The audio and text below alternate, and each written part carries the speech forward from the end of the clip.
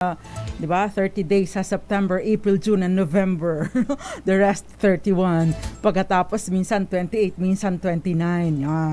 Yan. So yan ang palatandaan. Anyway, samahan niyo po ako hanggang 7:30 ng gabi. Magandang ating talakayan, mga misis, mga mister, makinig, o yung mga mag-aasawa na. Makinig dahil baka po makatulong sa inyo ang ating talakayan tonight. Dos Compañeras. Dahil ang tanong po natin, kailangan pa ba ng pahintulot ni Mister para makapagtrabaho ni Mrs. No, marami po sa ating mga kababayan na yung iba talagang kapag ka babae ka, dapat sa bahay ka lang nag-aasikaso ng bata, inaasikaso si Mister, minamasahe paggabi, o kaya ay tagalaba pag Saturday or Sunday tagaluto. Ganon ang sistema ng ibang mga kababaihan. Of course, marami naman na din ang nagtatrabaho, mga working moms, no, mga working wives. So, yan po ang tatalakay natin tonight, no? At of course, if you have questions na related po sa ating talakayan, 0919-282-6485. And syempre, pwede din po kayong sumali sa ating YouTube page bilang comment, no? Sa DZRH TV live stream sa YouTube, at syempre sa ating DZRH Dos Compañeras Facebook Live at DZRH News Television Facebook Live, gayon din sa DZRH News Facebook Live. Dos Compañeras. Medyo relevant pa rin dahil malapit na po ang Valentine's Day, sa Feb 14. May pasok sa Feb 14. Pero sa Feb 8, no? Baka inaakala po ninyo, by the way, announcement lang, baka inaakala po ninyo na nationwide itong special non-working holiday sa Feb 8 dahil sa isang Muslim holiday. Hindi po applicable dito sa Luzon at sa Visayas yung Feb 8 holiday. Dahil yun po ay applicable lamang base po doon sa announcement. Doon may ibang mga areas lamang po kung saan i-observe yung special non-working holiday on Feb 8. Dos Compañeras. Sa Feb 9, that would be Friday, yun po ang walang pasok nationwide dahil yun po yung 'di ba Feb 9, Feb 10 kasi yung yung Chinese New Year. Pero yung tawag doon, yung proclamation ay kasama na, sinasaklaw na po yung additional special non-working holiday ng Feb 9. Yung sunod-sunod na po yung mga may pasok after ng Feb 11, 12, 13 yan. So Feb 12 pala ay may pasok. 13 is Tuesday. Wednesday ay 14. Ayan. So wala pong holiday sa Feb 14. Dos Compañeras. Although yung Feb 14, di ba tama pa ako, Tita Ami Miraflor Garcia, yung Feb 14 po, yun po ay Ash Wednesday na taon Valentine's Day. So alam nyo na po ang ibig sabihin para sa mga nag-observe ng mga Roman Catholics. Dos Compañeras. Anyway, kailangan ba ang pahintulot ni Mister para makapagtrabaho si Mrs.? Yan po ang ating tinatalakay tonight. Ano po ba ang mga komento ninyo dyan tungkol dito sa pagtatrabaho ng mga kababaihan, ng mga misis? No, alam ko sa atin, marami pa rin yung mga traditional na mag-isip. Mayroong mga sinasabi, di ba dapat ang mga babae nasa bahay lang? But of course, that's if kaya niyong buhayan at ibigay ang mga pangangailangan, material na pangangailangan ng iyong pamilya. Kung kayang solohin ni Mister, why not, di ba? Tapos samahan na din ng pang-shopping, di ba, Gael Enriquez? Ayan. Anyway, meron pa rin po tayong DZRH, meron pa rin po tayong bonus question dito sa ating programang Dos Compañeras na ibibigay ko po, care of, ng isang generous sponsor ng ating programa, personal friend na tumutulong po sa atin para din mas mapalagana pa itong ating programa. So maganda po na nakafollow din kayo sa ating page. Okay, so isa pa rin po ang mananalo ng 500 pesos tonight. At syempre ipapadala ko po yung premyo on Saturday. Dos Compañeras.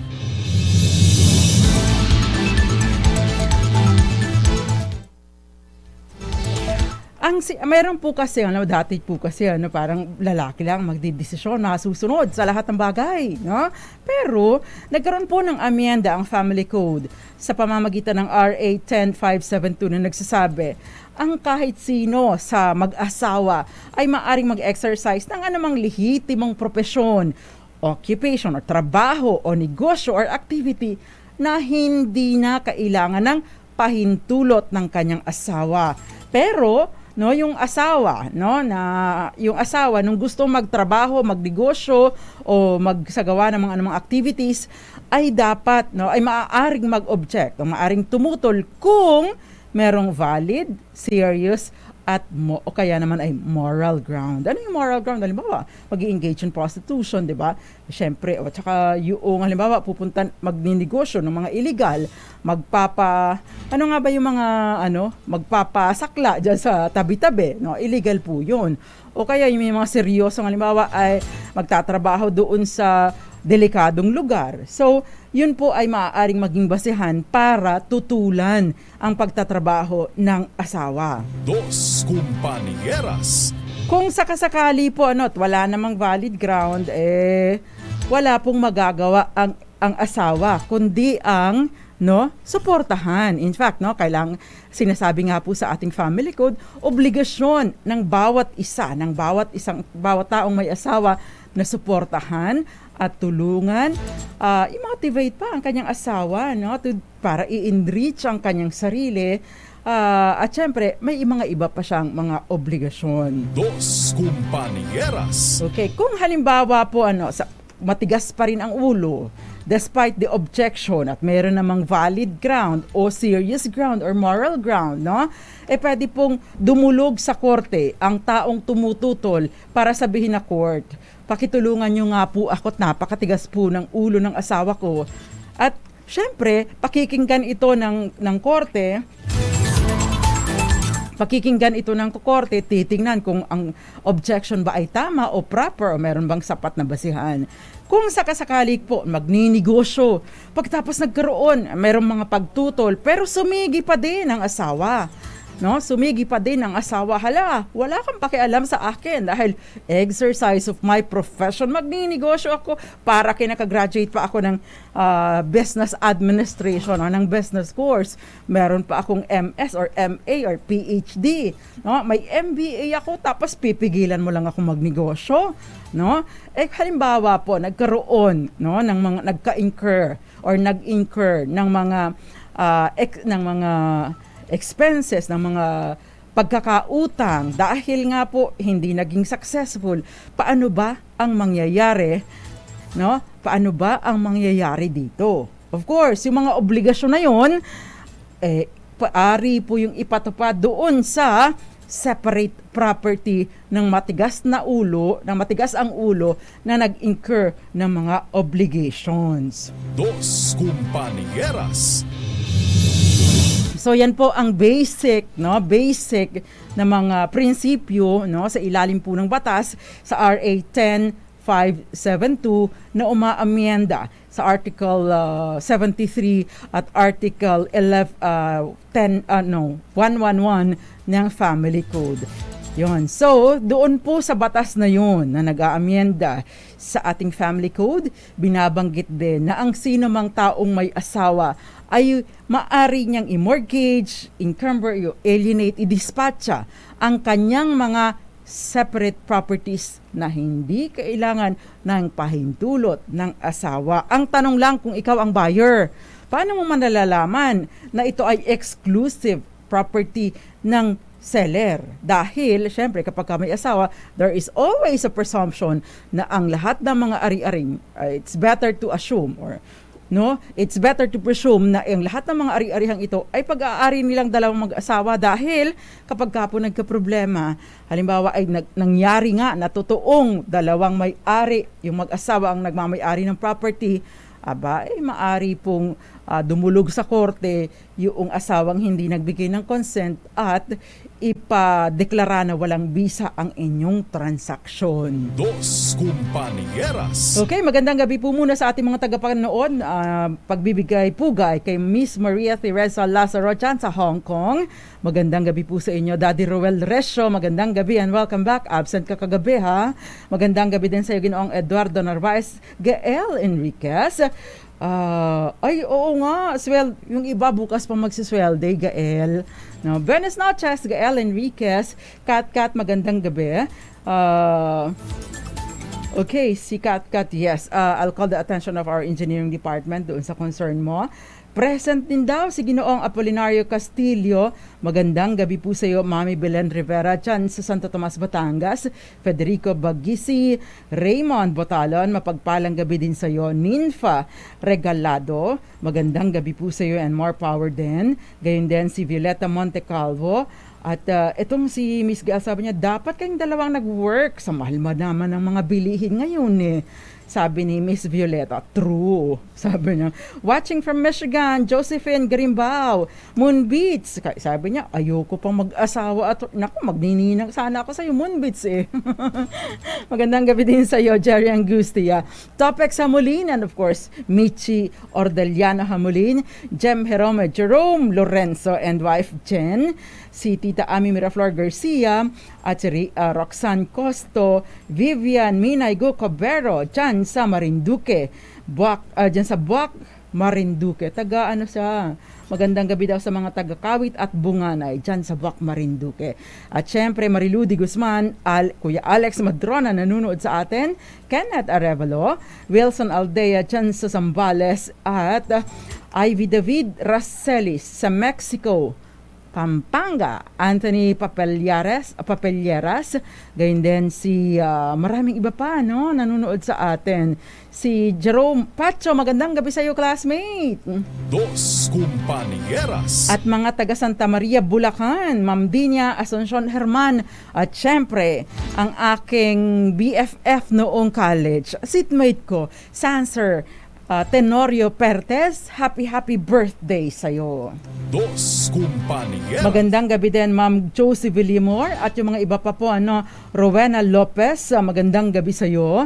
Nanunood sa atin dyan sa UAE. Okay, nagpatawag daw ng meeting ang boss, kaya wala siya kagabi. Pero bawi na lang today si Daddy Roel Resio. Magandang gabi sa'yo and welcome back. Dos Compañeras. Sa lahat po ng nanunood sa atin, good morning, good afternoon, good evening, and good night. Samahan niyo po ako hanggang 7:30 ng gabi. More talakayan at marami po ring nagre-react sa ating question today. Kailangan ba ng pahintulot ni Mr. para makapagtrabaho si Mrs.? The answer is no. Kapag ka tinutulan or kapag ka may tutol at mayroong valid ground, pwede pong dumulog sa korte ang tumututol para ipa-assess kung karapat-dapat ba o valid ba ang objection. Dos Compañeras. Kung halimbawa naman at despite the objection ay nagpatuloy ang Mrs. o ang Mr., kahit sino man sa kanila, nagpatuloy ang asawa despite the objection of the other party, pagkatapos nagkaroon ng pagkalugi, ay maari pong ipasagot or sosolohin po ito ng asawang sumigi pa kahit meron namang valid objection. Dos Compañeras. At syempre, ano na nga ba ang maaring kaharapin ng isang mister na tumututol or pumipigil sa kanyang asawa na magtrabaho o mag-exercise ng kanyang propesyon kahit wala namang valid or moral or serious ground para tumutol? Yan po at iba pa ang tatalakay natin tonight. Syempre sa ating pong pagbabalik at merong reaction dito, Ito si Obet, dapat kasi sinusunod ang sinasabi ng Biblia tungkol sa babae. Bawal po magtrabaho sa labas ang bahay. Ang babae dapat nag-aalaga lang sa mga anak. Agree ba kayo dito, mga misis? Dos Compañeras. Dapat lang daw ay sa bahay lang daw at nag-aalaga ng anak. Ang mga babae ayon daw sa Bible. Yung mga magagaling dyan sa Bible, Tama po ba ito? Sabi po ito ni Obet. But anyway, hindi po tungkol sa Biblia ang pinag-uusapan natin. Ang pinag-uusapan natin ay legalidad, batas ng tao, batas sa korte na galing sa mga mambabatas, hindi po galing sa batas ng Diyos. Dos Compañeras. Magbabalik po tayo. Ilan po muna mga paalala. It's 10 minutes before 7 in the evening. Diyan lang po kayo. Dos Compañeras. Nagbabalik pa ang programang Dos Compañeras. Kasama pa rin po ang isasalang panyera ng bayan at Attorney Rina Seco at tinatalakay po natin or tinalakay na natin no, na hindi maaari na pigilan ni Mr. si Mrs. na magtrabaho kung nanaisin niya or magnegosyo kung nanaisin na basta no, ito po ay legal at walang ibang problema, no? Hindi naman maaalalagay sa alanganin ang kanyang ang kanyang buhay, walang valid, walang serious and moral grounds para tumutol si Mister. Yan.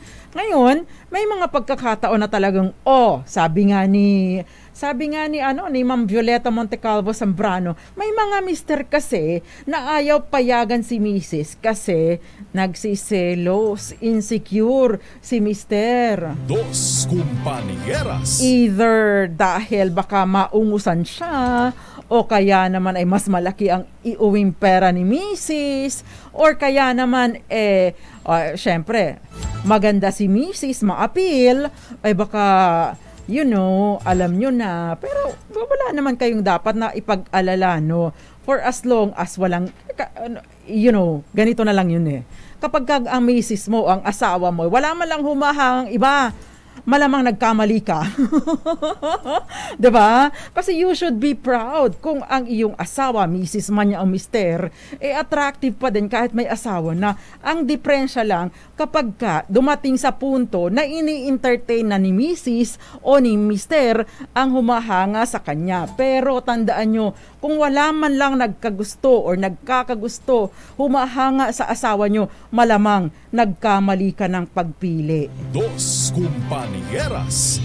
Anyway, balik po tayo sa ating talakayan. Sabi ni Daddy Roel Resio, kapag tinilakay nyo ang Bible versus legal matters, kukulangin ang oras. Never-ending debate po yan. Kaya nga po ginawa nila ang separation of church and state. Tama ka dyan, Daddy Roel Resio. I agree with you 100%.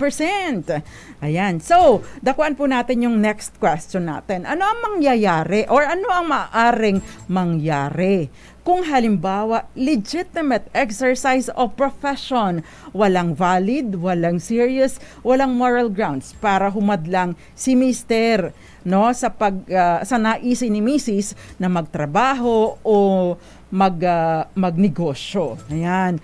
Meron pong parusa sa batas, maaari pong pumasok dito sa Section 5, no? Paragraph E, sub-paragraph number 4 sa RA 9262, yung violence against women and children of VAUC, na yung ang sinasabi po doon, yung pagpigil sa babae na mag-engage in a legitimate profession, occupation, or business or any activity para i-control ang sarili niyang pera at properties, or pag i-control ang conjugal and common money and properties, ay maari pong mag-fall doon sa tinatawag na economic abuse na may parusa naman na presyon koreksyonal. Katumbas ay pagkakulong ng 6 months and 1 day hanggang 6 years. Dos Compañeras. Kaya kung walang valid ground, mali at ang basehan, ang dahilan mo lang ay selos ka o insecure ka, o kaya naman para magpataba ka na lang, no? Magpataba ka na lang at wag ka na lumabas, wag ka na magtrabaho at baka maganda ka pa naman, baka may magkagusto sa'yo. Selos, maari pong pumasok dito sa RA 9262 na pinarurusahan ng batas. That is of course yung intensyon na kontrolin si Mrs. Dos Compañeras. At ang kanyang mga finances, o hindi siya payagan na magtrabaho. Ang asawa mo nag-aral ng katagal-tagal sa eskwelahan, nagsunog ng kilay, no?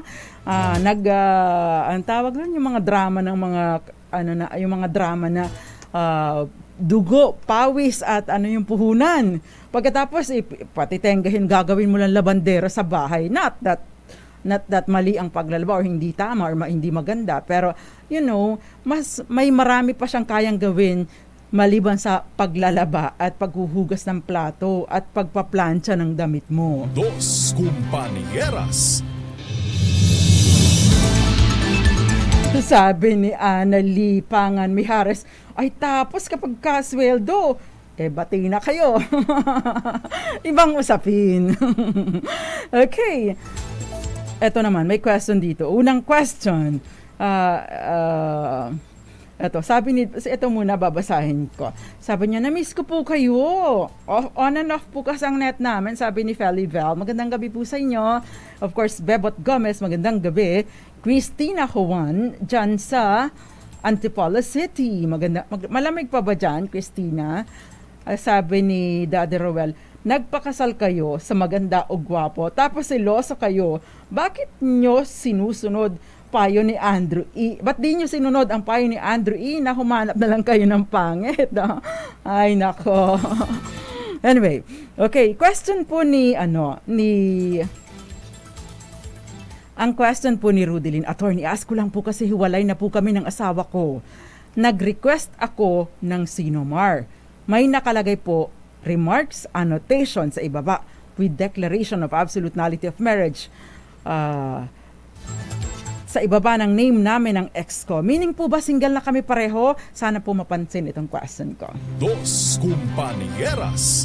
Well, kapag ka may annotation na po na declared na void ang inyong kasal, ibig po sabihin, is free, no? Single and ready to mingle na kayo. Wala pong visa ang inyong kasal kasi declared void, di ba? Declared void, ibig sabihin, hindi kinikilala ng batas yung naging kasal ninyo. You are single and ready to mingle, Miss Rudelin, congratulations ba? Kaya lang nagugulat ako. Baka hindi mo alam ano nangyari. Parang hindi mo alam na gano'n na ang sitwasyon ninyo. Dos Compañeras.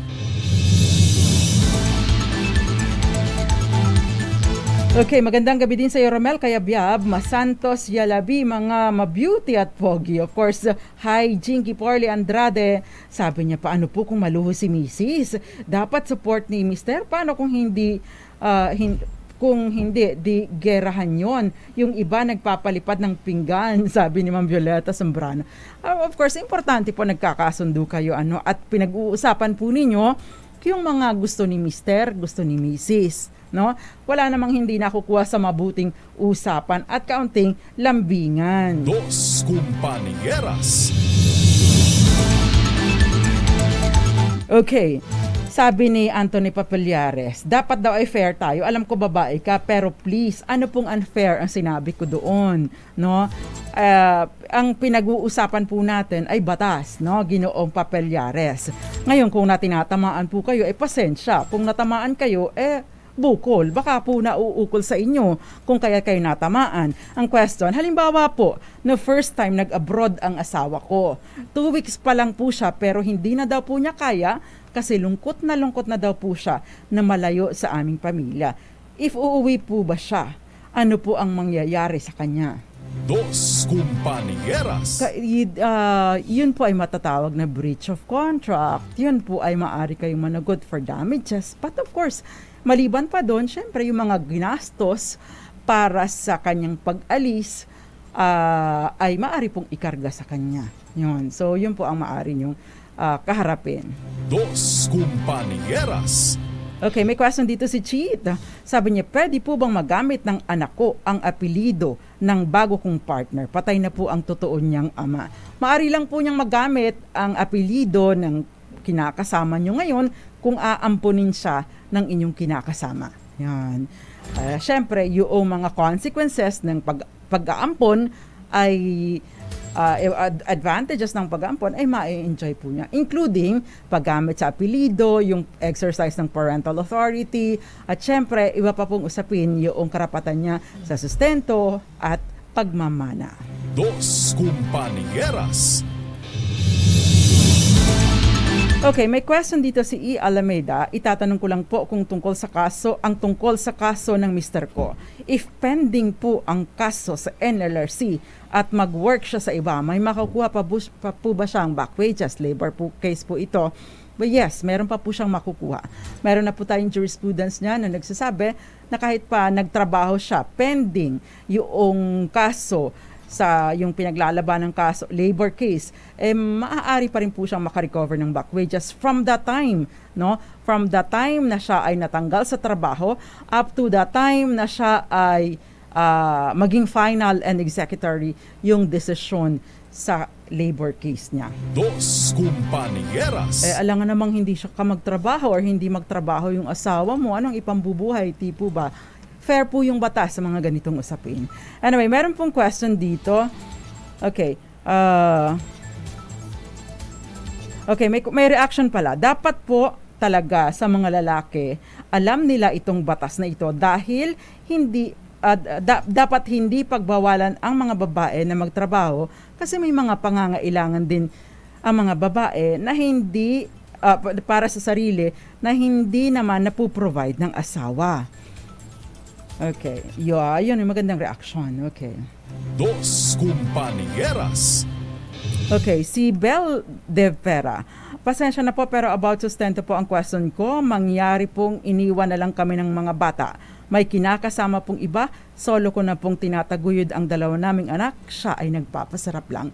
Mami Bel De Vera, importante po magpadala kayo ng demand letter para saan? Kasi ang sinasabi po, yung sustento ay demandable mula doon sa time na nagpadala kayo ng demand. Ibig pong sabihin, yung demand na ito ay whether judicial or extrajudicial. Hindi po kailangang manggaling sa abogado. Importante, meron pong detalye ng magkano ang pangangailangan ninyo. Divided by 2 of course dahil syempre kayong dalawa ang magulang. But syempre, maaari po ninyong ipasagot yung mas malaking porsyento. Bakit? Kasi syempre, yung mga pagkain, yung bahay, yung pag-aasikaso pa. Or kung meron pa kayong hinahire, nag-i-engage po kayo ng mag-aalaga sa inyong mga anak, kasama po yun sa pwede ninyong ipakarga. Dos Compañeras. Okay, kung sakasakali po magpadala kayo ng ganito, pagkatapos isa-subject pa kayo sa mga kondisyon, o hindi, ganito muna ang gawin mo bago magpadala ng sustento. Well, meron po kayong ilang mga opsyon. Of course, ito po yung tinatawag na economic abuse, pumapasok po doon sa 9262 na maari pong magkaroon ng pagkakulong. Iba pa pong usapin na maari po ninyong, since nakikisama na kamo sa iba, ito pong pakikisama sa iba ng isang lalaking may asawa ay katumbas ng isang krimen na tinatawag na concubinage. Again, 3 po mga circumstansya kung kailan maaring panagutin for concubinage ang isang lalaki. Nakisama sa ibang bahay, no? Nakipag-live-in sa babaeng hindi niya asawa, nakipag-live-in sa ibang bahay, itinira niya or meaning ibinahay o kaya iniuwi sa kanilang family home o kaya naman ay sex under scandalous circumstances. At yun po ang maaaring maging mga insidente kung kailan mapaparusahan ang pagangaliwa ng lalaki bilang concubinage. Dos Compañeras. Ang sabi ni Gael Enriquez, bahalag saging, basta loving. Ay, hindi pa pwede. Masakit sa tiyan. Gael Enriquez, ang sakit sa tiyan, ang laging saging ang kakainin mo. Bakit? Abay, malamig sa tiyan ng saging eh. Okay. Magandang gabi din sa iyo. Sabi ni Kenneth Arevalo, sabi ng lola ko, huwag mag-asawa ng walang trabaho dahil just in case isa sa couple ay mamatay, hindi kawawa ang mga batang maiiwan. I agree with you. Dos Compañeras. Paano naman? Sabi niya, paano yon? Add to cart palagi. Sabi niya isa, basta wag pay now. Ay, meron kasing di ba, yung pay later. Yung tama, meron ng ganun sa feature sa inyong app, ang tawag doon, shopping app. Meron yatang ganun eh. Ngoyong Montes, nanonood sa atin sa Bulacan, may say po sa relationship pag may work at income din si wifey. Actually, with or without income, dapat may say din. Bakit? Yung sa trabaho, by the way, Adrian Lejon, no? Lalaki ka, no? Yung sweldo mo ay sweldo rin ng asawa mo. Bakit? No? Ang sweldo mo ay sweldo din ng asawa mo because bahagi po ito sa ilalim po ng family code. Kinukote ko na dahil sasabihin ni Mr. Papillares na unfair ako sa mga lalaki. Sabi po kasi ng family code, what is his is hers, no? Conjugal or bahagi ng absolute community asset ang sweldo. Therefore, may-ari din siya ng sweldo mo. Dos Compañeras. Okay. Sabi ni Odette Oxales, dapat talaga ang wifey may sariling income para financially independent. I agree with you. Okay, si Melrose may question. Sabi niya, ay nakakabisit ang ganyang lalaki. Nakapag-aral ang babae, gagawing katulong. The proper term is kasambahay. Sex slave o parang pag-aari niya ang asawa. Tapos pagtitiisin na walang budget, kaming kahit pambili ng pulbos, lipstick o kahit panty, hindi bibigyan pero ini-expect na pang-display ang asawa kahit maghapong pagod na pagod sa bahay. Wag naman sana ganyan ang mapang-asawa ko. Dos Compañeras. Wag naman sana nga, ipagkait na, tawag doon? Ipagkaitnawa ng langit na ganyan ang mapang-asawa mo. Okay, si Karen Malgar, meron naman yung iba, pinipilit na magtrabaho ang asawa. Yun ang reaction niya. Okay. Kung ayaw magtrabaho ang asawa mo, sweldohan mo. Sabi ni Bert O. Okay, malamig pa daw sa Antipolo. Maganda. Ay, masarap dyan. Sweater weather. Okay. Sabi niya, eto okay, attorney, pwede po bang i-vowsy kung di nagsusustento pero may pangbisyo? Ayan, dyan. Makinig, mga misis, mga lalaki, no? Yung hindi nagsusustento, pinadalhan mo na ng demand letter, no? Meron ka pang computation to justify kung justify yung amount na hinihingi mo. Wala pa din. Sinasubject ko sa kung ano-ano mga kondisyon, yung mga bata mo, yung mga anak nyo nagugutom niya, pero wala pa din, no? Tingnan po ninyo yung deliberate na refusal. Ibig sabihin deliberate, sinasadya na hindi na hindi nagbibigay ng sustento. Maaari pong pumasok doon sa vowsy for economic abuse. Dos Compañeras.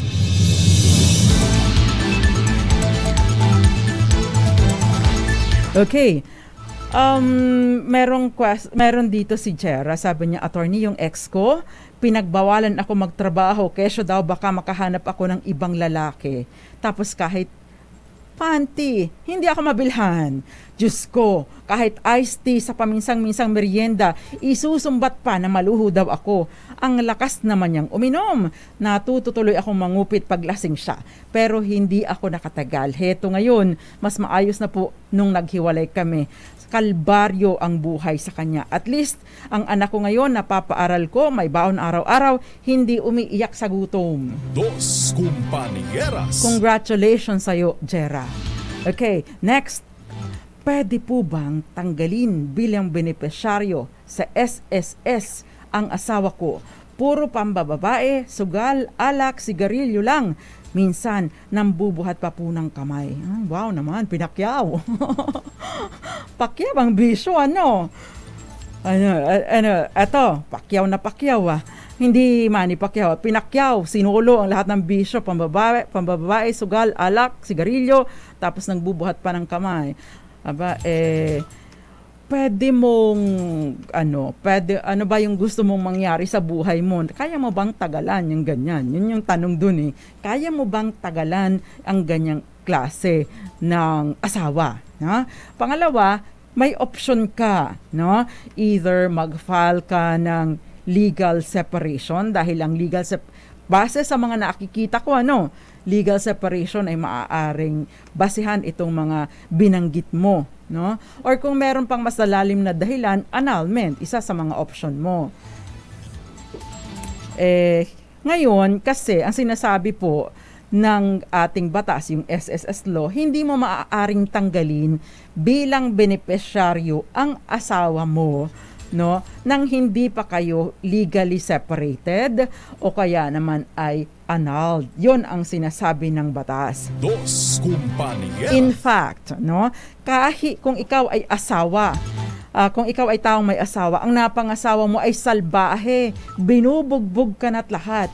Pero hindi, nung nagmiyembro ka ng SSS, ngayon hindi mo naman siya nairehistro bilang benepisyaryo, hindi mo na-update yung record mo na nag-asawa ka na. Kapag ka nauna kang nawala, pagkatapos na iwan yung salbahe mong asawa, yung barumbado mong asawa, siya pa rin ang beneficiary mo kahit pa hindi siya nakalagay bilang beneficiary, kasi automatic ang primary beneficiary ay ang asawa. Dos Compañeras. Sabi ni Joselita Lamadrid, walang masama sa mga na mag-work ang babae, lalo degree holder. Pero dapat i-secure ang anak at magabayan ng maayos. Baka lumaki ay lihis na ang landas. Walang halaga ang kinita, gaano man kalaki, kung kinabukasan ng mga anak, mauubos lang din sa wala. I agree with you, Ma'am Joselita Lamadrid. Good point ka dyan. Dos Compañeras. Kasi kaya naman nating mag-multitask. Tsaka, take note po hindi ang pagdidisiplina, pag-aalaga ng mga anak ay hindi lang po responsibilidad ng babae. Joint parental authority. Iko-quote ko po ang sinasabi ng family code. Joint parental authority, para hindi tayo sinasabihang unfair sa mga kalalakihan. Joint parental authority. Ibig sabihin, kayong dalawa ang may obligasyon bilang kayong dalawa ang mga magulang. Dos Compañeras. Okay, next. Si Hilda Saints. Siguro Santos ang apelido nito. Saints Okay, si Hilda, sa panahon ngayon, kaya nang gawin ng mga misis ang ginagawa ng mister pagdating sa trabaho. May ibang mga mister lang na nai-insecure kung mas malaki ang sinasahod ng misis kesa sa kanila. Naaapakan po kasi ang ego. Ayan. Meron naman ito si Rory. Kung ganyan po ba na hindi supportive ang asawa, pwede po ba yan maging ground for annulment? Dos Compañeras. Yan po at iba pa. Carl Lencho, magandang gabi sa iyo. Divina Flores, magandang gabi. Chono dyan sa Las Piñas.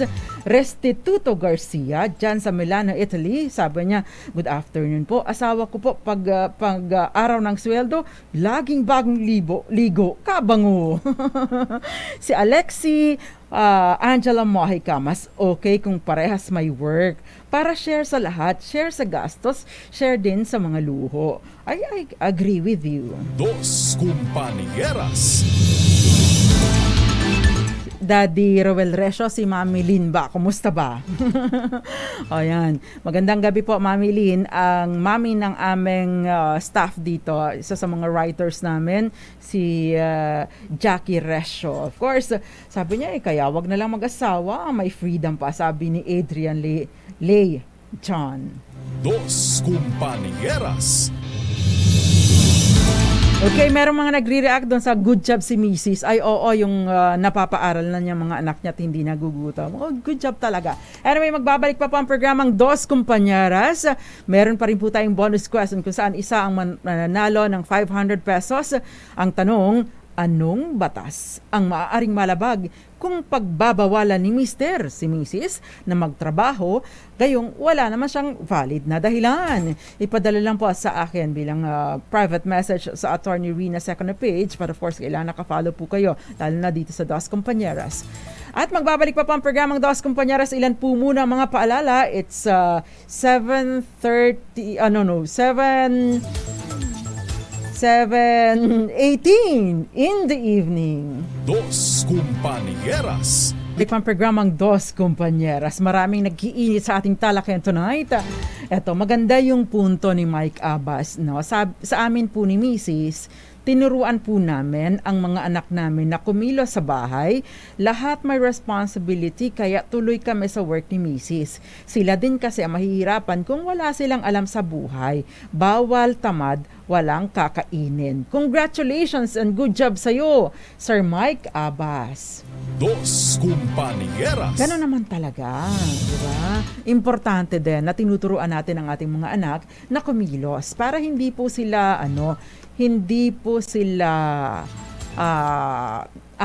lalaking aasa kasi hindi naman tayo forever na nandyan, di ba, mga mommy and daddy. Ayan. Yung question kanina ni Rory, kung ganyan po ba na hindi supportive ang asawa, pwede po ba yan maging ground for annulment? No? Sinasabi po sa family code, Anaya Code, the husband and the wife are obliged to live together, observe mutual love and respect and fidelity, and render mutual help and support. No? Nasa family code ito. Ibig sabihin, obligasyon ninyong mag-asawa sa isa't isa, hindi lang obligasyon ni Mr., kundi obligasyon din ni Mrs. na magsuportahan kayong dalawa. Dos Compañeras. Now the question is, yung hindi ba pagiging supportive ni Mr. o ni Mrs. ay pwede ba itong maging ground for annulment of marriage? I think, no, bagaman at napaka-importante na suportahan ka niya o suportahan mo siya, I don't think na magpo-fall ito doon sa mga any of the grounds provided for in the family code pagdating sa annulment of marriage or declaration of nullity of marriage. Hindi po kasama doon. But, no, if there are other circumstances, no, na hindi ninyo nabanggit, no, na may mas malalim pang mga ginagawa ang inyong asawa, I don't know kung babae ka o lalaki, Rory, no, may kilala kasi akong lalaki na Rory, may kilala din akong babae na Rory, but, no, kung mayroon pang mas malalim na dahilan, mas malalim na circumstansya o mas mahirap pa, no, na maaring mag-fall dun sa any of the grounds, no, provided for in the family code, baka, no, doon sa halimbawa psychological incapacity, but, no, kailangan mong may malinaw na ma-establish ito at makabubuti na dumulog ka ng personal sa abogado para ma-assess, no, kung ito ba ay nagfo-fall doon sa any of the grounds na nakasaad sa family code. Dos Compañeras. Magandang gabi sa iyo, Ferdinand Aga, gayon din kay Evitz Sarmiento Escueta. Magandang gabi po sa iyo. Ito reaction, karapatan nating mga babae magkaroon ng sariling pera at trabaho para hindi umaasa sa bigay lang. Mahirap po ang umaasa, masasaktan ka lang. Dos Compañeras. Parang iba naman yung ending nun, masasaktan, may ibang hugot naman si ma'am, no? Ito may reaction din si Het Del Moro. Ay grabe, ang harsh naman. Alin doon ang harsh? Na magandang gabi sa iyo, Domenador Payoyo, Nora Abordo, at maraming iba pa. Natutuwa talaga ako dun sa mga comments ni Joselita La Madrid at saka ni Mike Abbas at saka yung sinasabi din ni Daddy Roel Resio. Maraming salamat po. Thank you very much. Okay, marami pa dito mga reactions. Magandang gabi din sa iyo, Joyce Anguarin. Ayan, may message din po. Ang dami yung mga messages, pero nakakatuwa, no? Dos Compañeras. Eto, paano naman, attorney, matigas ang ulo ng asawa, gusto ng luho, ayun, lumayas, dala pa ang bata, tapos hihingi ng sustento? Dos Compañeras. Ayan, kapag ka po umalis ng walang sapat na dahilan, ay ito pong umalis na asawa ay hindi na entitled o wala ng karapatan na sa sustento. Pero ibang usapin po ang mga bata. Kung dinala ng inyong asawa yung inyong mga anak, yun pong mga anak ninyo ay kailangan pa rin ninyong sustentuhan. Hindi po nawala ang karapatan ng anak sa sustento kahit pa wala na siya sa inyong poder. All the more, may karapatan siyang mag-demand ng sustento. No? Now, wag po ninyong gagawa ng kondisyon ang pagbibigay ng sustento, no, dahil kapag binagyan ninyo ng kondisyon, maaring pumasok doon sa RA 9262 na tinatawag na economic abuse, no. Ang importante po, kung halimbawa gusto niyo makuha or madalaw ang inyong anak, maari po kayong, depende kung may ground para sa custody ng bata kung mga minor de edad pa, or kung halimbawa po gusto nilang mabisita, pwede po kayo magsampa ng petition sa korte para sa visitation rights. Dos Compañeras. Pero syempre, yan po ay subject din. Maaari po naman kasing pag-usapan May mga bagay po na hindi na ninyo kailangang idaan pa sa korte. May mga bagay na kailangan kung hindi man kayo magkasundo. Pag nagkasama kay Guerra Patani, dumulog po kayo or mag-request po kayo ng audience, no? Humanap kayo ng taong pareho ninyong kinikilala ang otoridad para siya pong mag-mediate, pumagitan sa inyo at magkasundo kayo nang hindi na po ninyo kailangan pang dumulog sa korte, mag-engage ng abogado at sa halip na gastusin ninyo sa inyong mga anak ay gagastusin pa ninyo sa abogado. Ang pinakamainam, mapag-usapan kung hindi kayo magkasundong dalawa, humanap kayo ng mamamagitan sa inyo para kayong dalawa ay magkasundo at you reach a common ground. Ayan. Dos Compañeras. Okay, napakaraming mga reactions. Thank you very much. Eto, meron tayong more than a minute. Ayan. So, sa question natin, dahil naubos na po ang ating oras, anong batas ang maaring malabag kung pagbabawalan ni Mr. si Mrs. na magtrabaho kahit wala namang valid na dahilan? Ang malalabag na batas ay RA or Republic Act number 9262 o Anti-Violence Against Women and Children. Dos Compañeras. Yun po ang tamang sagot. Marami pong mga sumagot, yung iba ay economic abuse, pero of course ang tinatanong natin ay anong batas. Pero before we announce the winner, sabi ni Edith Lynn, been married for 30 years and never worked, just took care of my 4 children. My husband supported my travels, trips, and luxury. Okay, yun. Ay, maganda, no? Napakaswerte niya, Miss Edith Lynn. Napaka-responsable niyong asawa. Pero may mga talagang pinalad, may mga taong hindi rin pinalad. Dos Compañeras. Yung mga nasaktan sa binanggit ko, tabi-tabi po sa nuno sa punso. Kung nasaktan kayo, maaring kayo yun.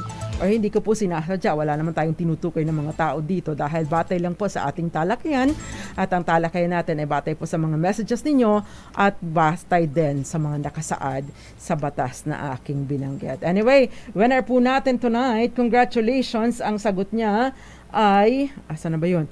Ang sagot niya ay RA 9262 si Israel Campos. Congratulations sa iyo. Ipadala lang po ang inyong GCash number sa akin kung saan ninyo pinadala ang inyong sagot. Siyempre, wait until Saturday, no, para matanggap ang inyong premyo. Dos Compañeras. Nakasama ko po Ate Lily Baradi, Ate Ching Elag, and of course, Tita Sita, Tita Sunny, Tita Mimi. Magandang gabi sa'yo. At syempre, lahat ng mga nanonood sa atin dyan sa Buena Vista, Marinduque. Nakasama ko po, Het Del Moro, and ikaw lang ba, Het? Nagsasola ka today? Sino kasama mo?